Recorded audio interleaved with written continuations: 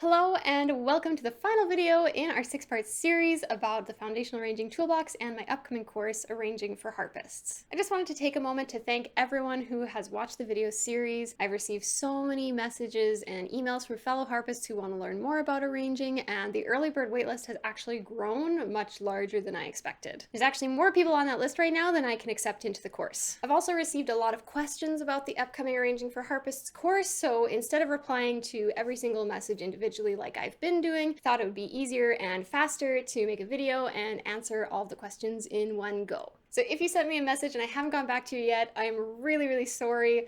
My inbox is just super full and I just haven't been able to get to them all yet. Before I get to all of the questions, let's quickly recap everything that we've covered so far. So if you've watched the last 5 videos, then you know that the foundational arranging toolbox is the quickest and easiest way to start arranging the songs that you want to play with confidence and ease. I also showed you that getting started with the foundational arranging toolbox is super easy. I gave you a demonstration showing how you can quickly get started with it and how you can shift your mindset to let go of fear and open up new possibilities in your arranging with the what if experimentation method. Then I showed you a real life example of the foundational arranging toolbox in action and how my student Rowena was able to create and perform her own arrangement for our virtual recital despite playing the harp for less than 6 months. And with the foundational arranging toolbox, there's really no reason why you can't arrange your favorite songs too. You don't need any theory knowledge or be a super advanced harp player or have any experience writing arrangements before. You've got what it takes. Now, with all of that being said, I'm very excited to announce that registration for Arranging for Harpists is about to open in the next couple of days, and I'm going to be taking a small handful of new students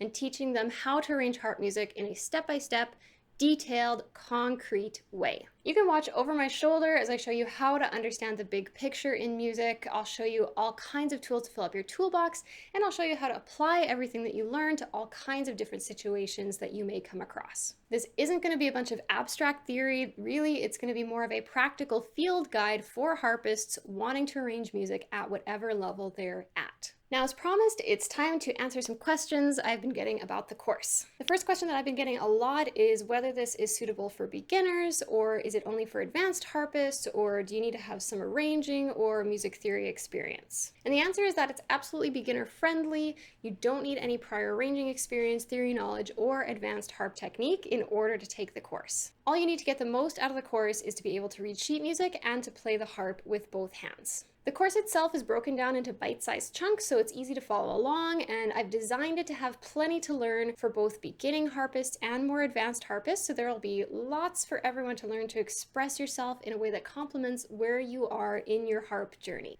Along the same lines, I've been asked if you have to know how to read sheet music or if you can learn it by ear.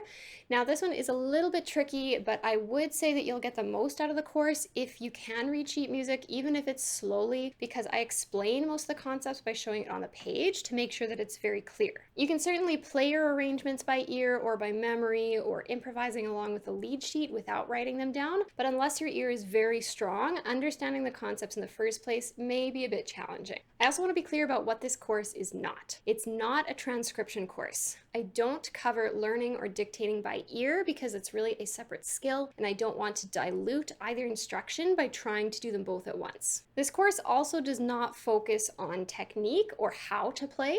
I'll sometimes suggest fingerings and things like that, but if you need help playing the arrangements you're writing, that may complement well with working with a private teacher. Some people have been asking if they can take the course if they play lever harp or pedal harp or a small harp or they have no levers, etc. The answer is yes. This course is applicable?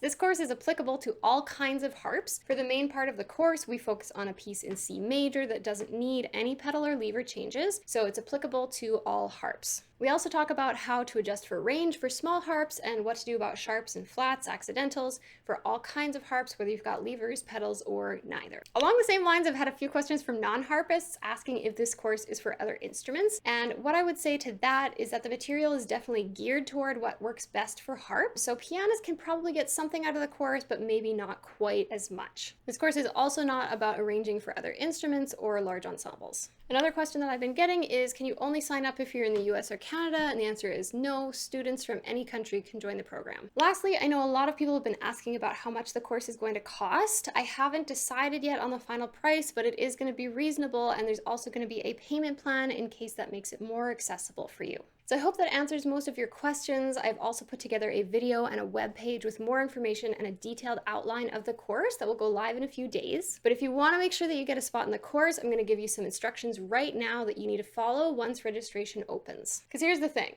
There's only one of me, and I can only work with so many people at a time and still provide the amount of support and guidance that each student needs and deserves. So as much as I want to help everyone learn to arrange in a way that's quick, easy, and fun, it's really best for everybody if we keep the class size small and intimate to make sure that everyone gets enough hand-holding to make sure you get the results that you want. So please understand that the class size is limited and spots will be granted on a first-come, first-served basis. So if you want to make sure that you get to be a part of it, you've got to sign up as soon as registration opens. So here's what you can do to give yourself the best chance of getting into the program. Number one, if you've signed up for the early bird waitlist, then you're in luck because your chances of getting into the program are a lot higher. I'm going to be sending out an email to everyone on the early bird waitlist very soon with a special early bird registration link. The whole point of the early bird waitlist is so that you can get access before the public, but to secure your spot, you need to take action immediately once you get that early bird registration email. If you weren't able to sign up for the early bird waitlist in time, that's okay. There's still a chance you can get a spot in the course if you follow these instructions. First, you want to make sure you keep an eye on your social media news feed,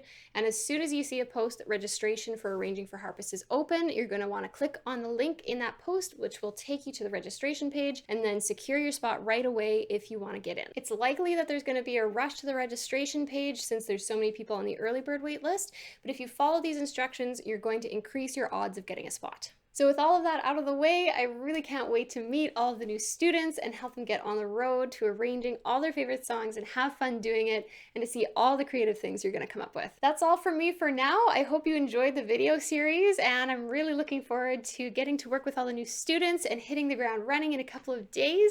Thanks so much for watching this video series and sticking around right to the end, and I hope I'll see you in class. See you later.